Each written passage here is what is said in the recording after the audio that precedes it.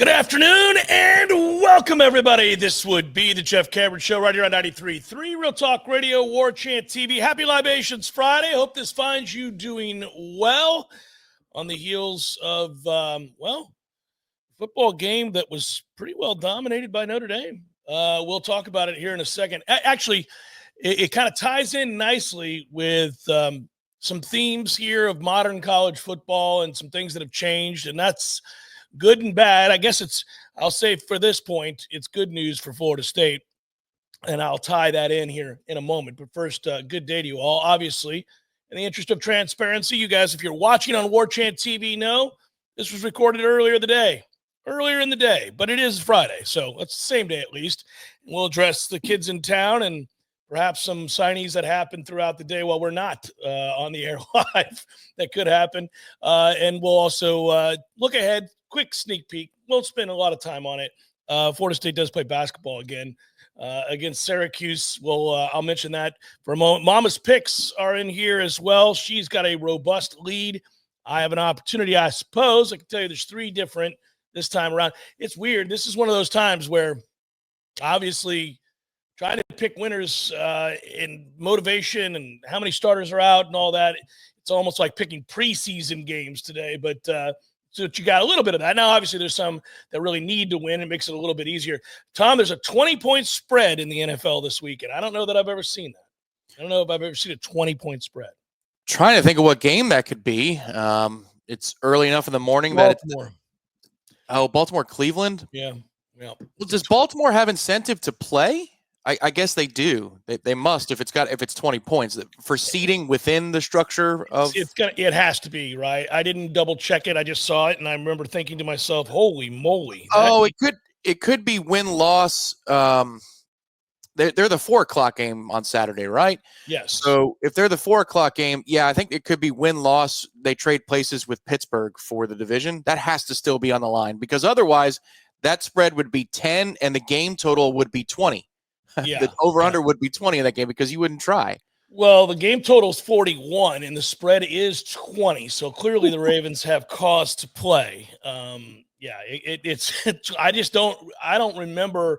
I can think of some really bad football teams over the years, and they were never, 20-point underdogs. And I'm thinking about my Tampa Bay Buccaneers in that regard over the years back in the day. But then again, we didn't pay as close attention to spreads as we do now. I'm sure the Bucs at some point back in those god-awful days were 20-point underdogs. Sure. Well, there was that run this is the early part of the ESPN days. It gets farther and farther away from today, but where Seattle and New England routinely had 17, 18, 19, 20-point spreads, and we were remarking at the time of how rare that was.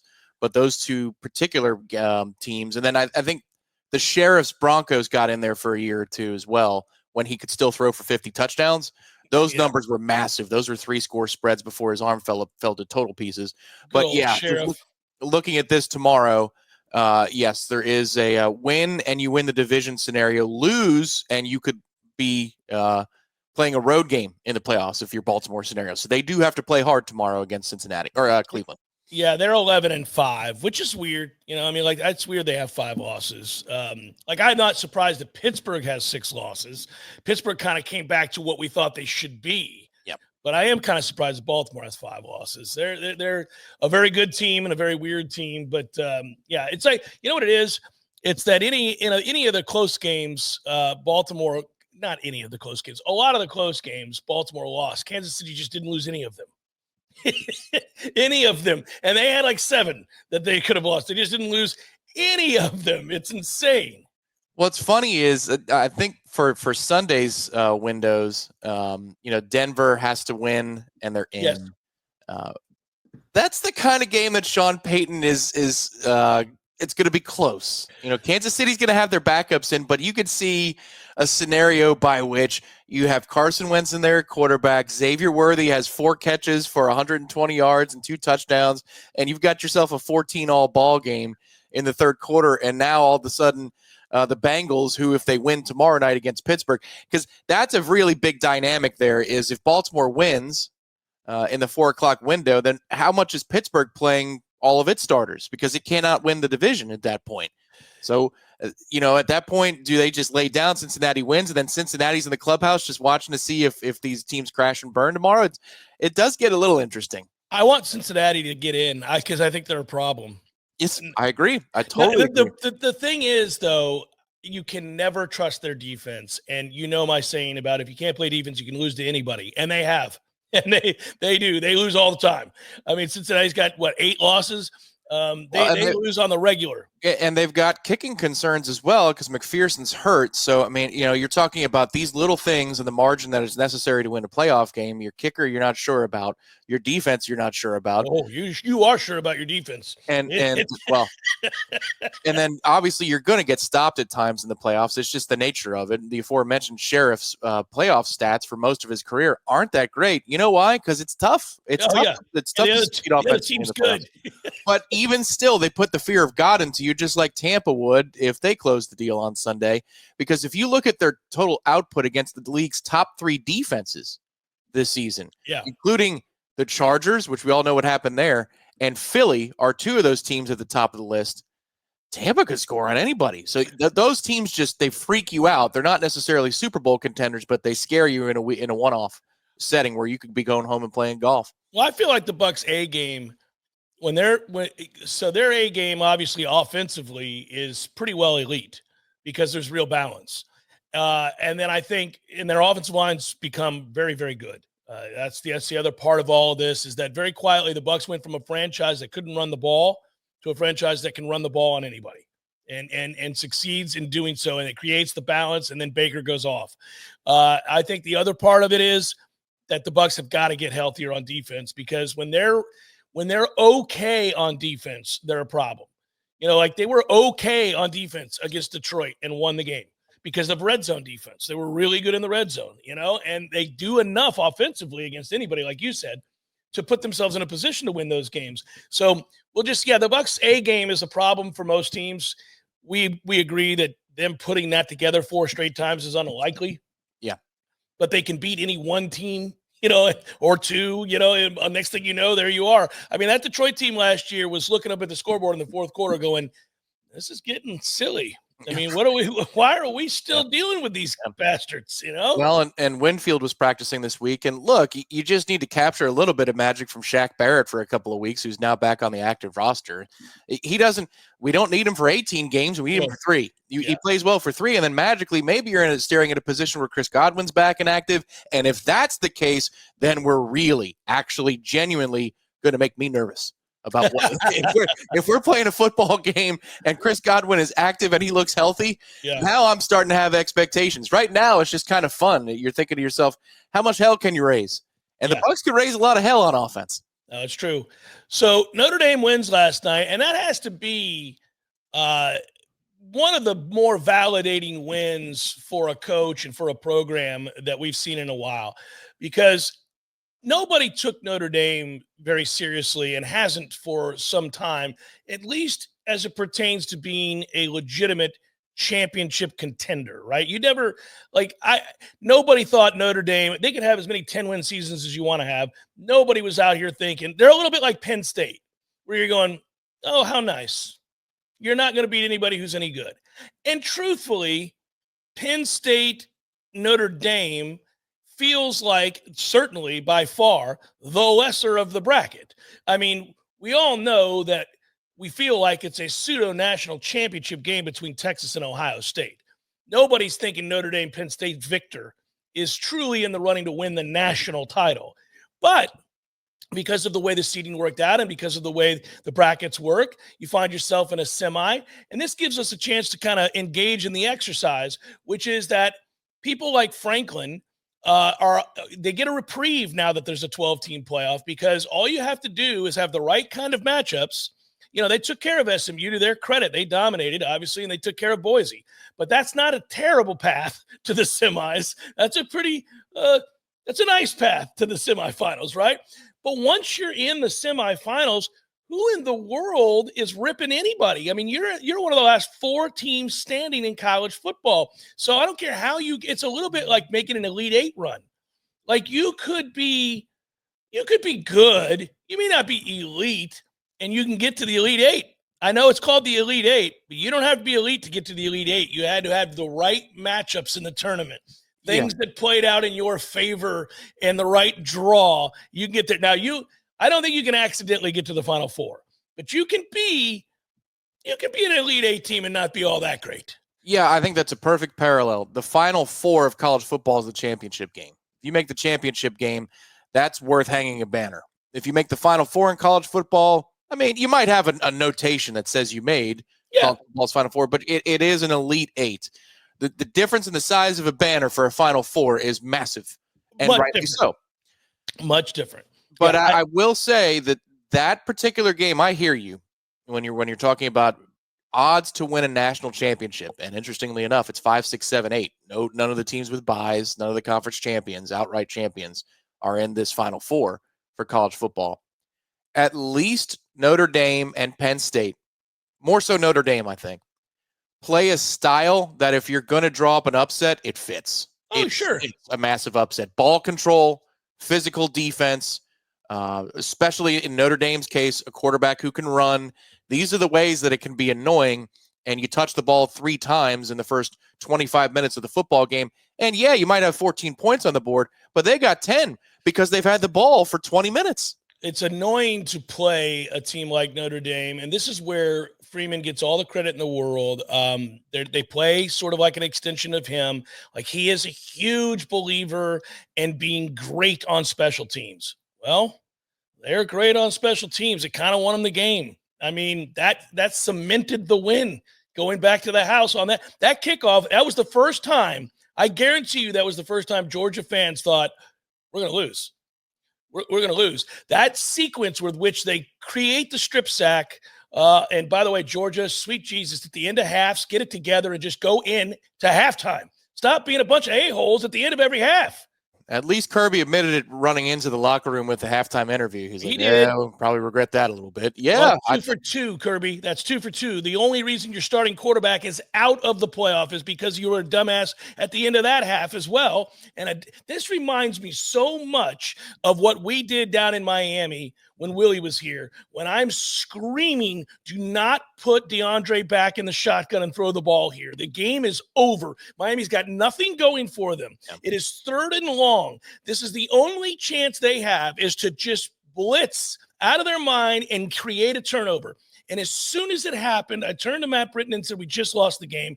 And I knew it. And the whole world, anybody watching the game, would have known that was the only way it could happen. And at the end of that half, 6-3, who gives a damn? Just 6-3, whatever. Go into halftime. You're fine.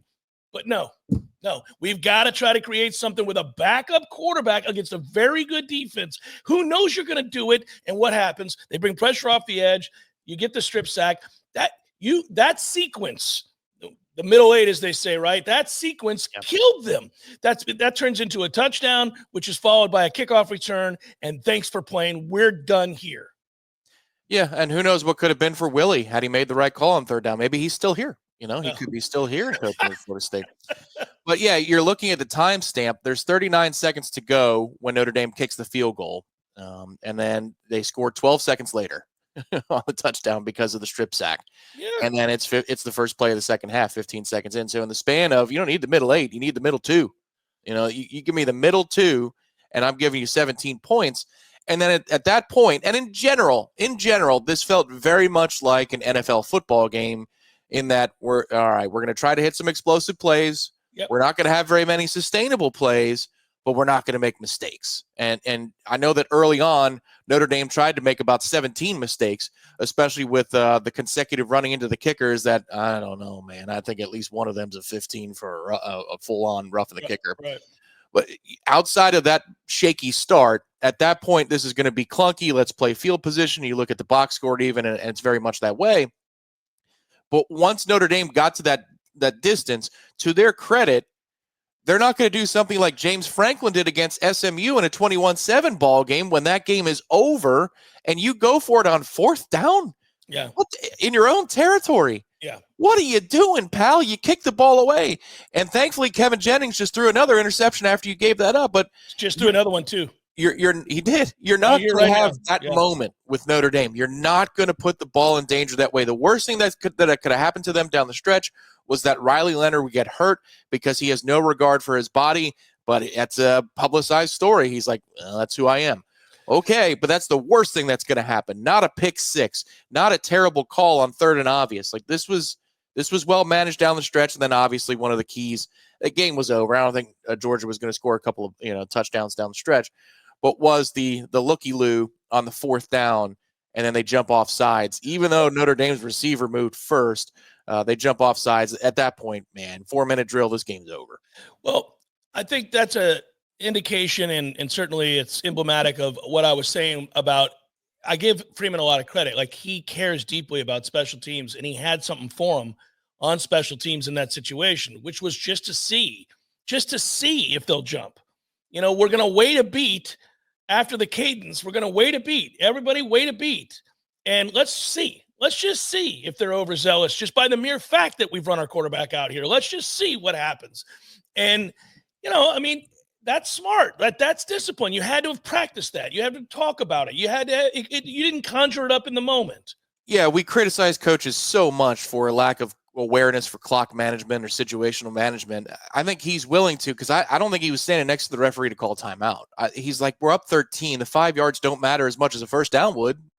The reward is far greater than the risk. In a 6-point game, you would never on your life try that move.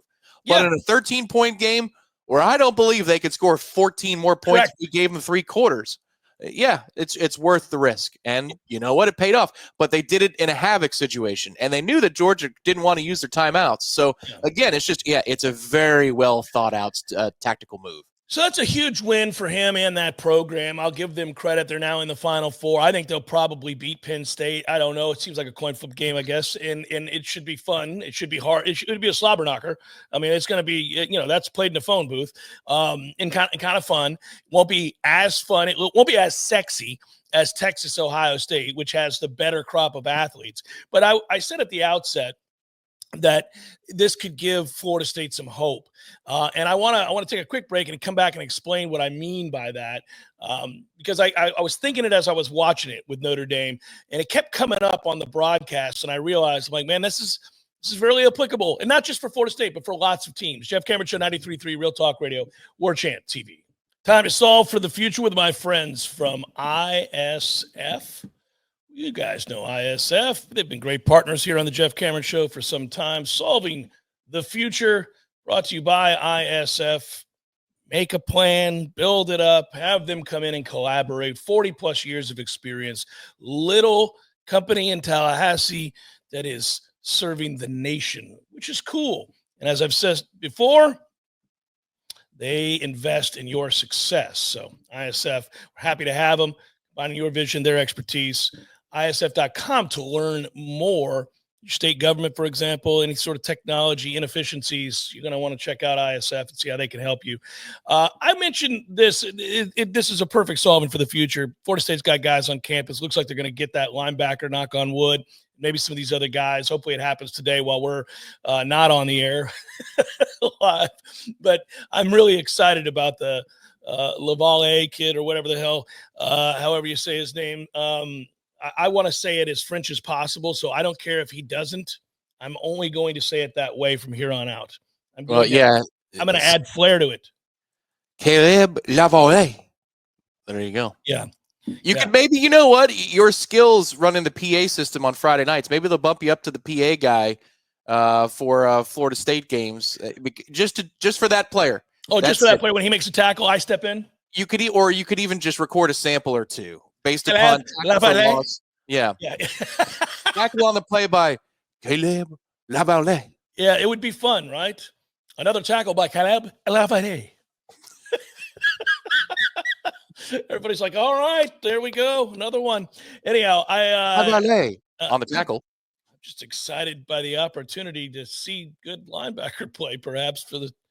Could you believe it, guys? It might cause me to get choked up. What if we combine to have good offensive line and good linebacker play?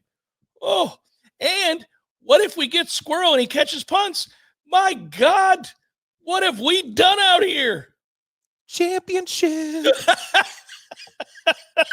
I mean, a modicum of decent blocking, catching punts instead of letting them bounce, confidently catching punts. That's how I should say it. Confidently catching punts instead of letting them bounce. And then, linebackers that trigger and make plays around the line of scrimmage. Hey, react. We could be the fraud like James Franklin and be in the Final Four. Sure. There it is. There is a commonality, though, and that is that these defenses, they play physical.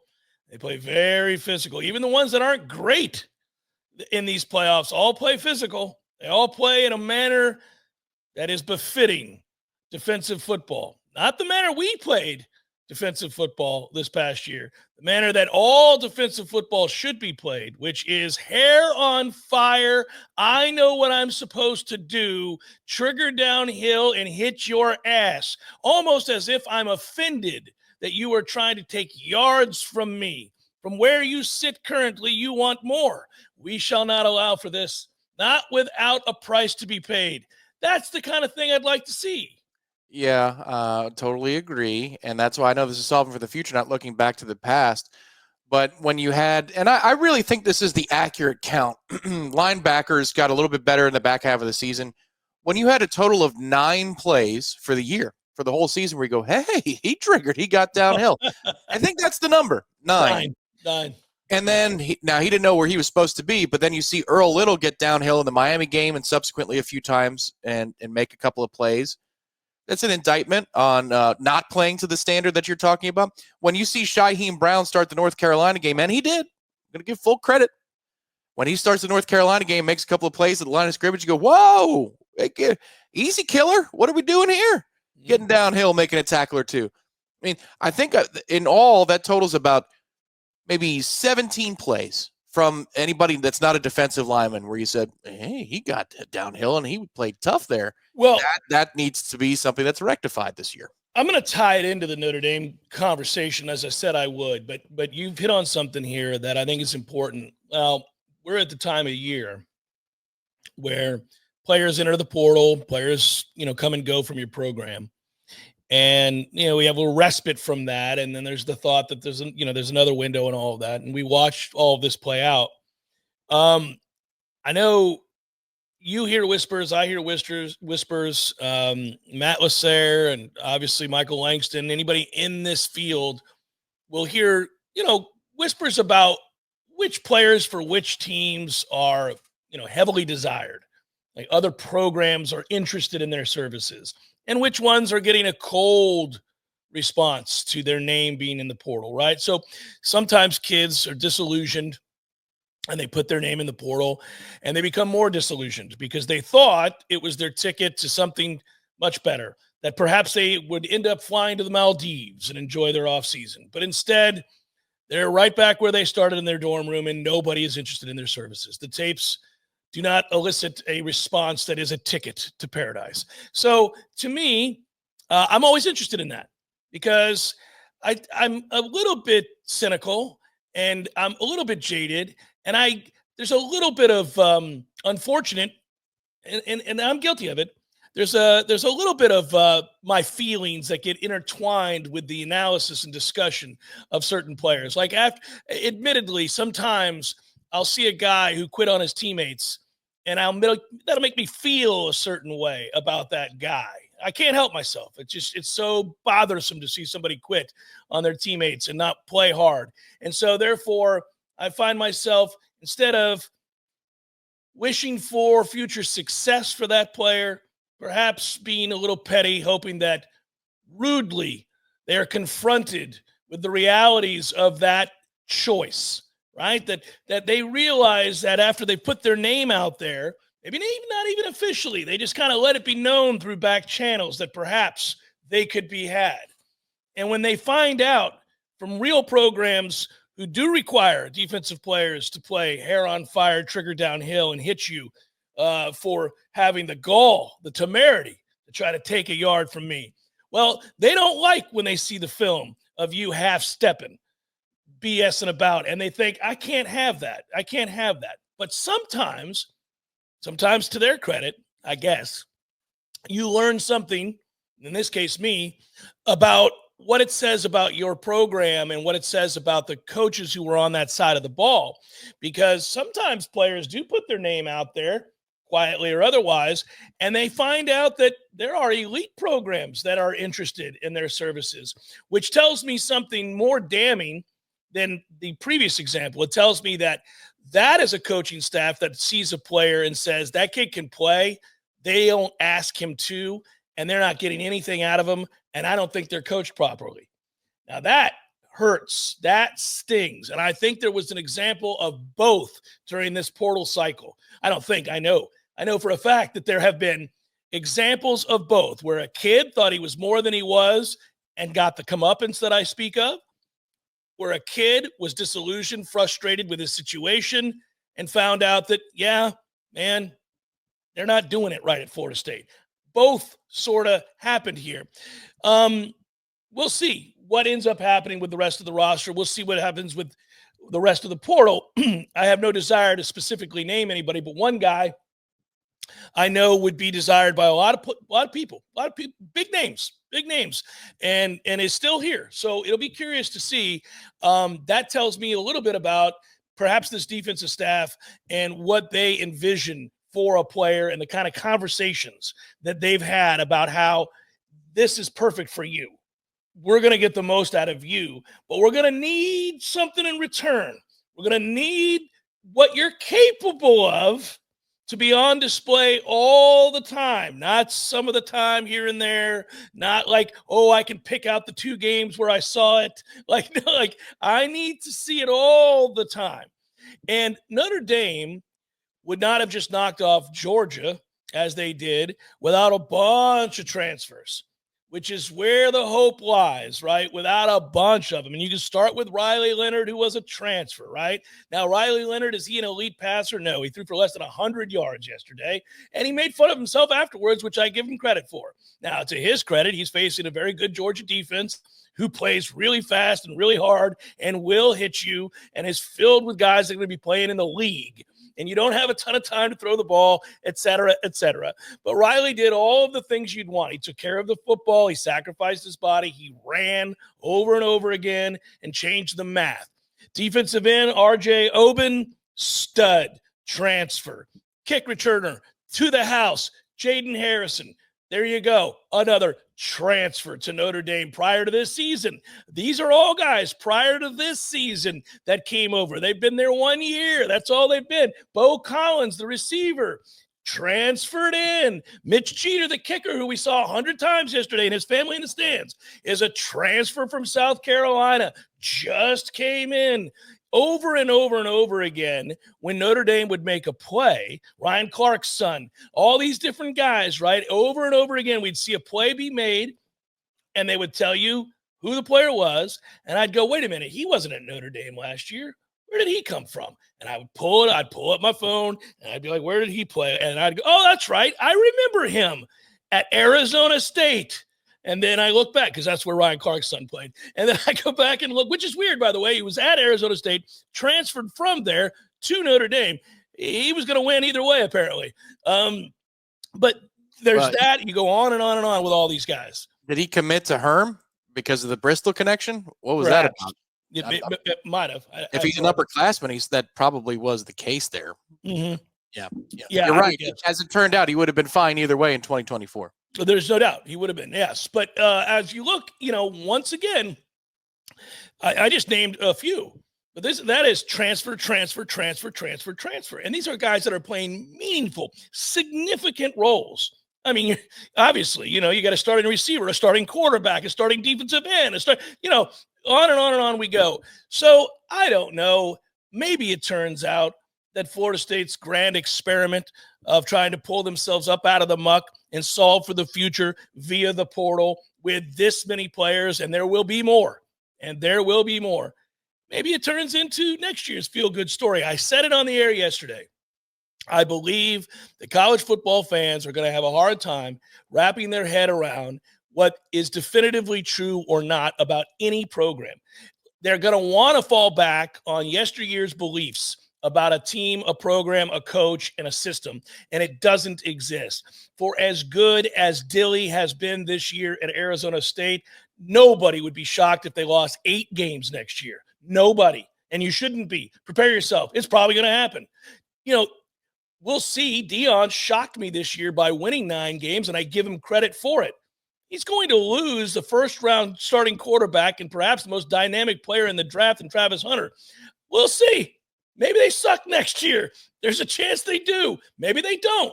I don't know. That's the point I'm really making. I have my preferences. There are people who are in the business that I like and don't like, whose personalities I embrace or rub me the wrong way. We all have that. But what I'm willing to admit is across the lines of all of that, whether I like you or dislike you or don't believe in your messaging or whatever, it doesn't matter, because what I've learned is none of it is going to be consistently true across year over year while there is unlimited free agency.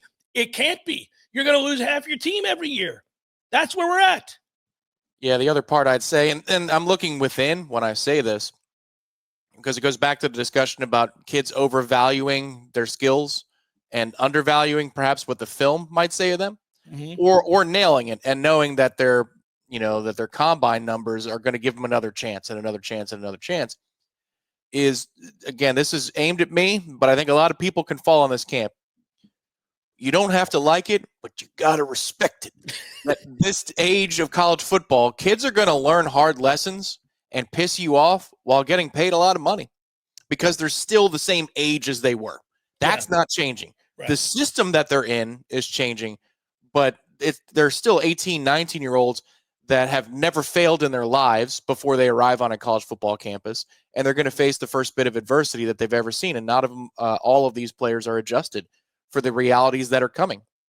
I mean, take a look at just a few years ago when Hunter said no to us on signing day. Our top signee was Sam McCall. Where the hell's Sam McCall? I don't know. But if he came out this year and he was in our class, he'd be paid an awful lot of money to be whoever he was going to be. And that's going to piss you off sometimes. But you've got to be okay with the fact that the money's coming one way or the other for these kids. So what you need to bank on and hope for, especially in a situation like this for Florida State with a new staff, is that it's a clean slate. As much as you want to hold quitting against somebody, and I do, 100% I do. You have to at least allow for the possibility that they will be reached by the next wave of coaches in a way that they were not reached by the preceding wave of coaches that have just been shown the door. So you have to allow for that. Let's follow up on this topic. We got to take a quick break, and then it's going to be a very short segment, but we'll do it now. Jeff Cameron Show, 93.3 Real Talk Radio, Warchant TV. Yeah, so you're right. I mean, with the constant movement with what we have, you're going to see some kids that do not connect for whatever reason with your team, and this is anybody who roots for anybody, and then goes to another and they get it out of them. They find it, whatever it is, and that's tough because you get frustrated. You have such high hopes, especially if you bear witness to somebody who perhaps didn't embrace from the jump the things that they should have at their new school. And if that new school is your school and you witness it and you hear about it, you read about it, and you hear the rumors about it, then you get frustrated when that person goes somewhere else and succeeds, because it does make you turn inward and look at your program and wonder, why can't we do that? Why can't we get that out of them? And, it's a fair question. It's going to be a fair question moving forward. The people that are able to get from these kids what they need more consistently than others will stave off some of the mass exodus that you see in the transfer market. And that is the hard part. But, nobody is immune. There are kids who've had good careers where they've been and they see opportunity elsewhere and they make a go of it and they leave, and that's fine. And nobody begrudges that. But I think the future successes and the consistency that all fans would like to see, right? Nobody likes this great disparate 13-0, 2-10 sort of year-to-year landscape. Nobody wants to see that. I mean, I got a buddy who's a huge Michigan fan. Obviously, when they won the Invitational, he has his national championship shirt. He's very, very proud, like anybody would be who went to the school and loves Hail to the Victors and all that, right? Well, I'm sure he's happy that at the end of the year they beat Ohio State, which is still, to me, one of the most shocking results of the season. Not named Northern Illinois over Notre Dame at Notre Dame, right? I mean, that is a stunning loss for Ohio State, because when you see this version of Ohio State, you don't know how it happened. It doesn't make any sense. Like Chip Kelly forgot he had the best receiver in the country on his team and just didn't throw to him an entire game, which makes zero sense. But anyhow, that's a diatribe for another time. And now, by the way, that game woke his ass up because that's all they do now, and it's the right thing to do. But when you see that, I'm sure they're happy they beat Ohio State and beat Alabama at the end of the year. But it's not going to make them forget that they lost 5 games this year. Could have very easily lost 7. They had 2 very close wins to boot. Now, how does a national champion with a roster full of NFL players on defense lose 5 times and could have lost 7 in 1 year? It's because this is a crazy time in college football. This is where we're at. If you lose a quarterback and you lose, a couple of key offensive linemen, and then God forbid you go into the season and you don't have much margin for error and you get a couple guys hurt, you fall off a cliff. You fall off a cliff.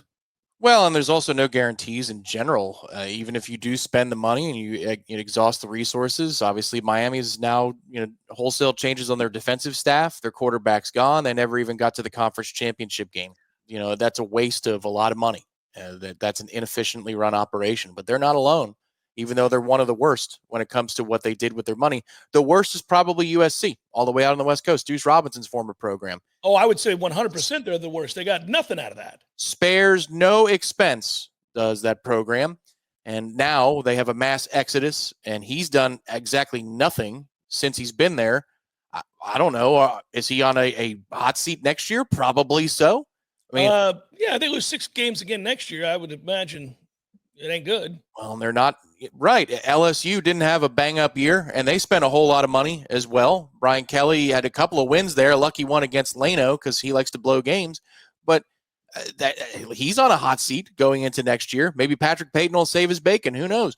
But, these are programs that are spending a ton of money. There's no guarantee. It's not like there was a mass exodus of talent because they were all in championship years. Kelly, you could argue for Daniels, but they were grooming Nussmeier for a long, long time. So, again, there are no guarantees even if you deploy the resources, but the volatile swings are there where if you do have a team that's special, you can drop off 5-6 games year to year and it's not even close. But I think the whiff of hope that is the portal does sustain you. I think this is an equal yin and yang situation here where you can lament the fact that there's no consistency and through line of a program for a 2 or 3 year trend. But then also as a fan base, if you're in our position, that's the reason you're tuning in now. That's the reason you're studying whether or not Florida State is getting some of these high-profile transfer portal recruits on campus. Are they visiting Florida State this weekend? There's going to be a ton of them. You care about it because you've seen Arizona State. You've seen what SMU can do. Now that there's a 12-team playoff, the door is open. You just need to be one of the top 10 teams in the country at the right time. You don't need to be in September and November. You only have 2 losses. Oh, my God. We've won 8 in a row after starting 2-2. You could be in the playoff. It's a far cry from what it was. Fans, again, are going to have to adjust their mentality to what a college football season is and what defines success or failure. And again, the NCAA tournament in basketball offers a reprieve for a coach to be slightly above mediocre. Because if he makes the NCAA tournament every year, people don't get fired for making the NCAA tournament every year. It's when you don't make a field of 60 effing 4 that you start to get the hot seat underneath you, right? I mean, when you can't get into that field, people are like, well, come on, what are we doing here? I mean, there's 64 teams that go to this thing. We can't get into that. 12 is a lot. 12 is a lot of teams. It's going to go to 14. It's going to go to 16 before it's all said and done. And you think about even this year's college football playoff, 16 teams would have seen Miami in this thing. It would have seen South Carolina in this thing. It might have seen, 8-4 Texas A&M. I mean, you're going to start seeing some numbers where you're like, you don't even have to be good to make the college football playoff. Like, you can be slightly better than average and make so it will be a reprieve for coaches if they can consistently get their team in the playoff, but it will also mean that for fans, you can no longer look at singular losses or seasons in which you go the aforementioned 8-4 and view that as the end of the world. What you have to avoid is, again, these bizarre, disparate finishes where you win 13 games one year and you win 2 the next. Like the programs that can figure out how to run an operation where the GM is obviously consistently good enough in terms of player evaluation, understanding the portal, and the coaches run the operation to where they get the most out of guys and somehow retain a larger percentage of your good players year over year, because that's going to be the NIL operation, and there's all of those aspects to it. Can you avoid those kinds of up and down yo-yo results? That will be the sign of consistency, because as you put it, if you're 2-2, you're not out of it.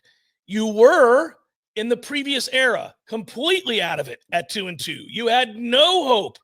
You had no hope. Now you might be in an era, especially when it goes to 16 teams, where 3-3, if you're about to play your best football and you get some guys back, doesn't mean you're sunk. Doesn't mean you're sunk. You've got a chance. Now, you put your back against the wall in that situation, but you get the point. And that's never been college football. It's never been college football. Like, we wanted to believe, and in most eras, in any other era, we wanted to believe that Northern Illinois beating Notre Dame meant thanks for playing, Notre Dame. We'll see you next year. We wanted to believe that Vanderbilt's monumental upset of Alabama, and it was. I don't care how much better Vanderbilt was this year. They still lost 6 times. They still lost to Georgia Southern or Georgia State, whoever the hell that was. So the point is, that was a monumental upset, and it made the sport cool because every once in a while you saw that and you went, wow, Bama's out of it. They just lost to Vandy. But they weren't out of it. In fact, they weren't out of it, and they lost 2 more times, including to a 6-6 Oklahoma team. And they still were on the cusp of making it in because of who they are. And the point is, again, when you spread it out this far, you just have to avoid cataclysmically bad seasons, and you're in the mix every year, and fans will accept that. They will watch any team that gives them hope for 14 weeks of a season. Yeah, they will. Now, the question is, this is a different discussion, but still, I think it's one that'll be coming up here soon. Mm-hmm. How much will they invest playoff for playoff? And I'm talking round by round in terms of traveling to go see their team. If they've got to go to, as let's just point out, Ohio State. If they've got to go to Pasadena, followed by Dallas to go play in the Cotton Bowl championship, and then they have to go play in the national championship. I mean, every fan base has tens of thousands of rich people who want to go catch their games, but it's a whole lot easier if it's campus, and then a destination. Or if you're playing 4 games, 2 campus games, and then the final 4 is a rotation amongst the old New Year's 6 bowls, and so you have to go on location a couple of times. But this whole neutral site 3 times in a row thing, and you've got 10 days to book your flight. I mean, some people might book in advance and cancel because they got status like that or liquidity like that. But not everybody can do that. Let's say you're a diehard fan and you're trying to budget, and I'm going to New Orleans because, you know what? Damn it, Notre Dame hasn't won a game that mattered in forever. Okay, we got the job done. Now I got to go down to Miami. Let's see if Chicago's got flights from Miami 9 days from now. Like, this is that's going to be an interesting thing to see if the bowl system continues to be the neutral site destinations for the round of 8, round of 4, and championship game. Well, it'll be very corporate is what's going to happen. And that's very unfortunate. Listen, you saw a little taste of this in the Texas-Arizona State game. You noticed Arizona State fans were very happy to be at that game. Yeah. Well, how the hell could they not be? They hadn't been in any game close to like that game in forever. They haven't mattered at all. In fact, not only did they not matter, they were 3-9 back-to-back years. They were on NCAA probation. They had all these issues. So they were going to show up in droves because, A, there were no guarantees that they were going to win a single game in these playoffs. They knew that. And then B, this is a big deal to go to that game and play in that arena against that team. And good for them. They got to see a great game. It's tragic for them how it ended, the heartbreak, but they got to see an amazing game, and what a cool experience. Texas fans, on the other hand, looked at that as a speed bump. I'm not going to that game. We're going to win that game. They were nearly, for those that chose the option not to go, they were nearly kicked in the cojones because they almost got upset, right? But if they did, that you exhaled if you're that team. Now you're like, okay, now I'm in. We're in the Final Four. I can pick 2 spots. Well, yeah, and they're in a nice situation. Yeah. computer. I don't know if you heard that, but they're in a nice situation now because they had their campus game and now they're in the Cotton Bowl, which is not even in the old Cotton Bowl Stadium. It's in Arlington. Yeah. And so you only have to make one roadie if you decided not to fly over to Atlanta, which is an easy flight out of Austin. I've done that a million times. But Texas has the most choice route. But if let's just say that you go on a Cinderella run and you're an Arizona State fan, you're going to go broke. You're going broke because you've got to pony up for 3 or 4 flights. Yeah, unless you're young, and because if you're young, you get in a car with your buddy and you wear it. Yeah. And you drive across this great country and you see every inch of it. Hour number 2, forthcoming. Stay with.